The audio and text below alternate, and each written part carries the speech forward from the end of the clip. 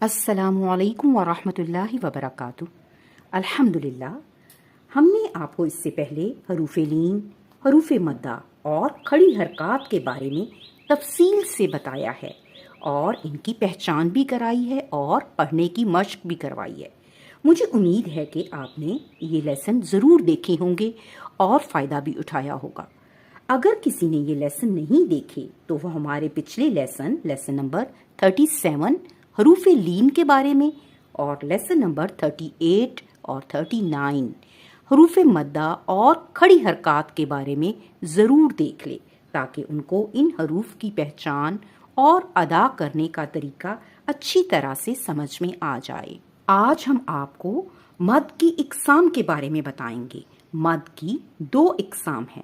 سب سے پہلے مد اصلی اور دوسرے نمبر پر مد فرعی۔